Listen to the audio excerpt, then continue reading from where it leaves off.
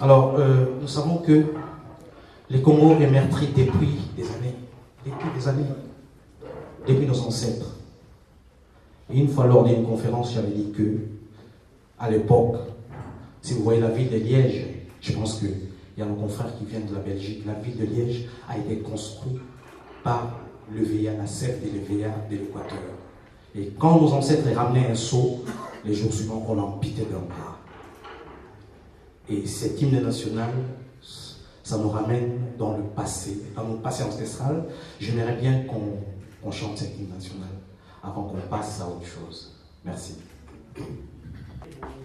Congolais, unis par les sons, unis par l'effort pour l'indépendance, baissons nos fronts, longtemps courbés. Et pour de bon, prenons le plus bel élan, dans la paix au peuple ardent. Par les labeurs, nous bâtirons un pays plus beau qu'avant, dans la paix citoyenne. Entonnez l'hymne sacré de notre solidarité, fièrement. Saluer l'emblème d'or de notre souveraineté. Congo, don béni, Congo, des aïeux, Congo, au pays, Congo, bien-aimé, Congo. Nous peuplerons ton soleil, nous assurerons ta grandeur. 30 juin, au doux soleil, 30 juin, du 30 juin, jour sacré, sois le témoin, jour sacré de l'immortel, serment de liberté, que nous léguons à notre postérité pour toujours.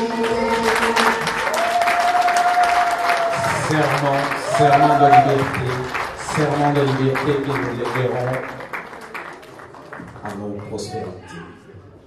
Alors, nous allons commencer d'abord par le point de presse, et après, celui qui aura la question à poser, ça sera bienvenu. Merci.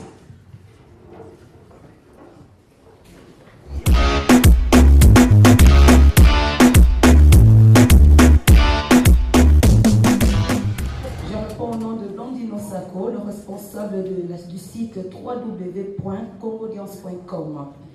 Je remercie en passant les organisateurs de la dite conférence. Merci pour l'invitation.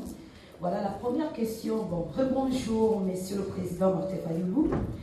Ma première question a été déjà répondue concernant le dialogue, l'accord du dialogue. Vous l'avez déjà répondu, ça ne sert à rien que je puisse répéter encore la même question. Par contre, concernant ma deuxième question, vous avez été vraiment victime honorable, Président, lors des éléments du 19 septembre 2016, en partie sensible en fait au niveau traumatique, au niveau de la tête. Que pensez-vous? Est-ce que vous pensez porter plainte par rapport à ça, via l'agression que vous avez subie, ou vous préférez mourir pour votre pays? Merci.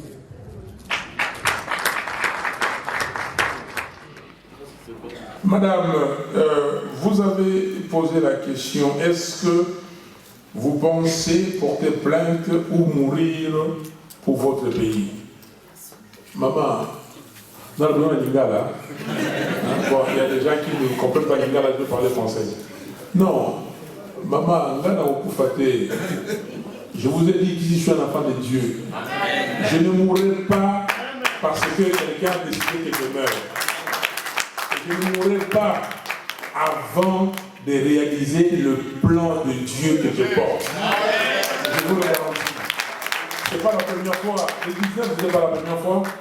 Ils ont essayé plusieurs fois d'attenter à ma vie. Même les empoisonnements.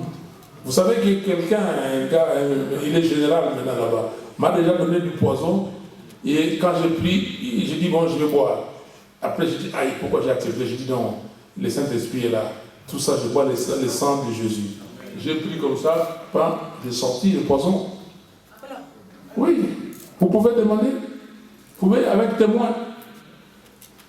William Cano, député qui était député avec moi à l'Assemblée provinciale, était témoin.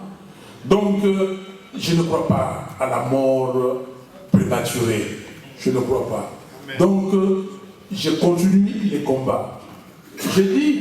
J'ai demandé à la communauté internationale, nous demandons des enquêtes.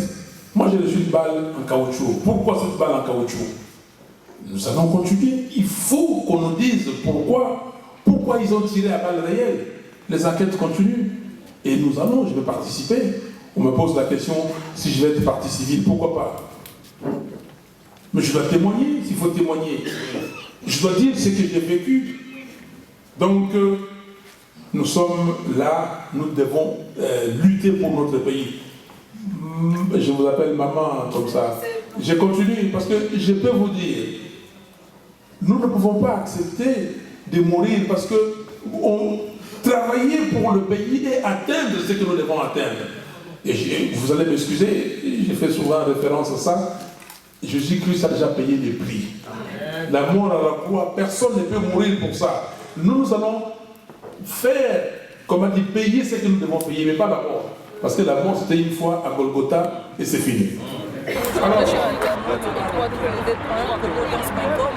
voilà, nous sommes à la fin de notre conférence qui a été guidée par notre président, l'honorable Martin Fayulu. Et à côté de lui, nous avons son porte-parole en premier pour nous expliquer un petit peu comment ça s'est passé et tout, et avoir ses impressions par rapport au projet à venir. Bonsoir. Je m'appelle Patrick Mbamou. Je vis en France. Je suis congolais d'origine. Dans le Congo, c'est dans mes tripes en fait. Si je milite pour un Congo meilleur, comme le président Martin Fayulu a toujours clamé, et voilà pourquoi je suis là. D'accord. Merci beaucoup, merci. Par contre, concernant l'opération du 19, pour le 19 novembre, qu'est-ce que vous sollicitez au peuple congolais? Qu'est-ce que vous attendez d'eux? C'est vrai que ça a été parlé pendant la conférence, mais il y a d'autres personnes qui ne vont pas faire attention par rapport à tout ça. J'aimerais bien que vous nous éclairiez en huis clos, qu'est-ce qui va se passer? Qu'est-ce que vous attendez du peuple congolais, s'il vous plaît? Mais le Congo nous appartient à nous tous. Oui. Vous savez, nous qui sommes issus de la diaspora, de cœur, on a toujours porté ces pays-là.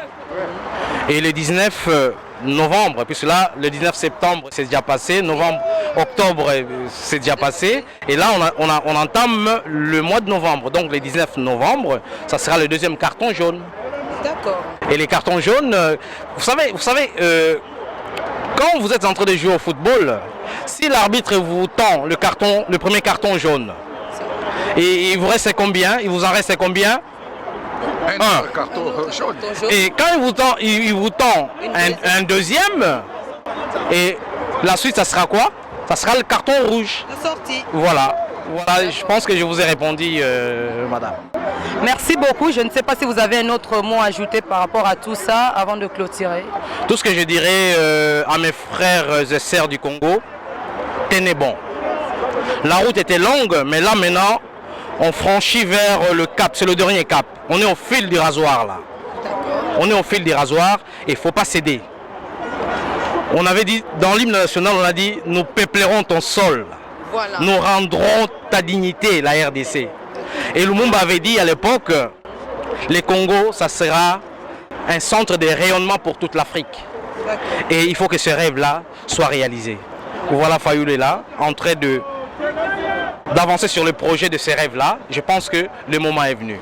Par contre, pour les personnes qui ont besoin de vous contacter, prendre contact avec vous pour soutenir carrément le projet qui est presque à bout de terme, ils peuvent vous contacter comment en fait? Ils peuvent aller dans le site SID Vision Fayulu, les coordonnées sont là. Et j'y rajouterai encore, on avait mis un RIB, ça fait 1 an. en demandant à la diaspora congolaise n'est fils qu'un héros pour la RDC. Et c'est tout ce qu'on attend. Merci. On vous remercie beaucoup, à très bientôt.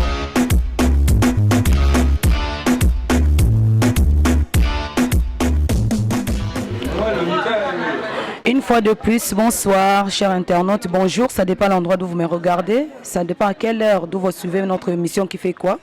Voilà, bienvenue dans votre site www.congaudience.com, accompagné de Blandine Osako, la fiancée de la presse congolaise. Voilà, comme vous venez de le voir, on a eu une interview, une conférence qui s'est bien déroulée avec notre président, l'honorable Martin Fayoul, qui se trouve juste en face de moi, à mes côtés. On n'aura pas le temps de poser beaucoup de questions, étant donné qu'il est vraiment trop sollicité là actuellement. Il y a du monde qui l'attend. Voilà, bonsoir honorable. Bonsoir. Je ne vais pas trop vous prendre beaucoup de temps. On a été présent pendant la conférence et que j'aimerais vous laisser au moins 5 à 10 minutes, ça dépend, pour nous expliquer un petit peu l'objectif d'une conférence, c'était quoi et qu'est-ce que vous attendez du peuple congolais au jour d'aujourd'hui. Très bonne question. L'objectif de cette rencontre avec les Congolais de la diaspora, c'était simplement leur expliquer la situation politique du pays aujourd'hui. Et vous devez savoir que M. Kabila est en train d'imposer une crise au Congo. Et donc nous, au niveau du rassemblement, nous étions en conclave.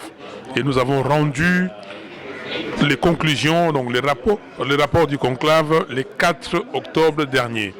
Et de l'autre côté aussi, les kabylistes étaient en réunion, leur réunion qui s'est tenue à la cité de l'Union africaine à Kinshasa, et ils ont sorti un accord à eux. Donc maintenant, qu'est-ce qui va se passer? Ce qui va se passer, c'est que Kabila a empêché qu'il y ait élection présidentielle cette année. Donc on se trouve devant une crise parce que la constitution de notre pays n'a pas prévu des cas où il n'y aurait pas élection présidentielle à la date prévue. Donc cette crise, comment résorber la crise? Au rassemblement, nous avons pris nos positions sur toutes ces questions et c'est comme ça que je suis venu ici à Paris. Et il y a eu des gens qui sont venus de la Belgique, de la Suisse, de l'Angleterre, de l'Allemagne pour m'écouter et je leur ai expliqué notre position ou nos positions.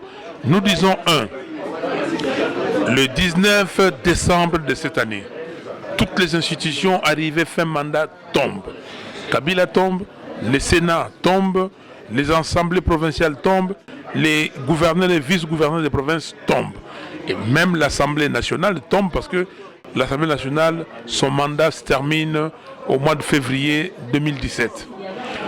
Et quelle est la conséquence? La conséquence, c'est qu'il y a un vide. Il y a un vide et c'est pour cela que nous demandons qu'il y ait un dialogue inclusif entre nous, le rassemblement, et ceux qui partagent la même vision que nous, et les kabylistes, pour que nous puissions savoir comment régler ou gérer les pays après le 19 décembre. Et nous, au niveau du rassemblement, nous disons qu'il faut qu'il y ait un régime spécial. Parce que la Constitution n'ayant pas prévu ces cas, il faut un régime spécial pour gérer les titres 3e de la Constitution, c'est-à-dire de l'organisation et de l'exercice du pouvoir. Comment gérer les pouvoirs? J'ai expliqué aux Congolaises et aux Congolais de la diaspora et ce que nous entendons par ces régimes spéciaux, ils ont compris, nous sommes compris et je leur ai dit aussi que ce qu'il faut, et nous n'allons pas attendre que M. Kabila fasse ce qu'il veut. Nous allons continuer de pression.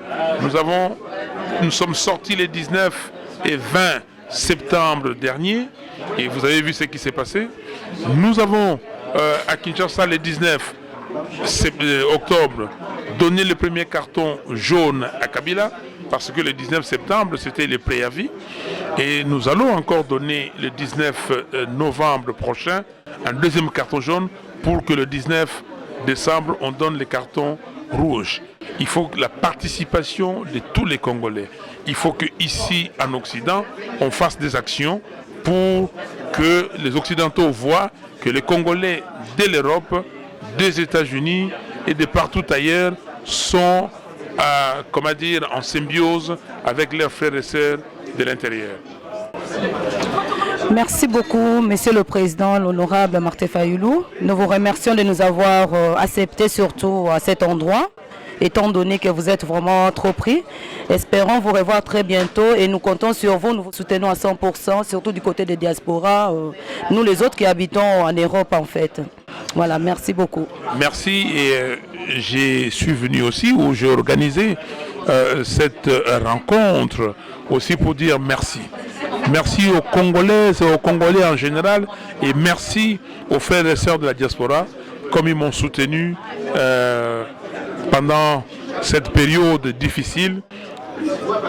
Vous savez qu'on a attenté à ma vie, j'étais à l'hôpital, mais j'ai reçu des soutiens énormes des frères et sœurs de la diaspora et c'était l'occasion pour leur dire merci et surtout leur dire que nous continuons tous à prier le Seigneur.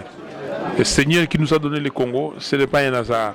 Et nous croyons en lui et nous savons tous que nous avons notre Seigneur Jésus-Christ qui est passé, qui a payé les prix. Et lui, il a payé les prix, c'est-à-dire il a versé son sang. Et ces prix-là, personne d'autre ne peut payer.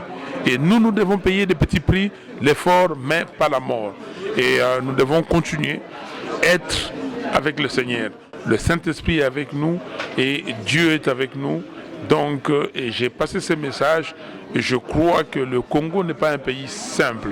Spirituellement, c'est un pays qui compte et c'est un pays qui, si nous les Congolais, si nous n'allons pas de travers, si nous, comme on dit à Lingala, tobuki mibeko te, mibeko ya Nzambe, ok, nous irons loin. Merci beaucoup. Merci beaucoup, très chers internautes, très chers téléspectateurs. Vous venez de voir le dernier mot du président, merci Martin Fayoulou. On n'a pas grand-chose à ajouter, c'est juste de dire un grand merci au monde qui l'accompagne, qui le soutient depuis le début de son projet. Voilà, restons fermes, soyons main dans la main et les Congolais, nous allons partir de l'avant. Un grand merci et à très bientôt dans votre site sur www.congaudience.com. Merci.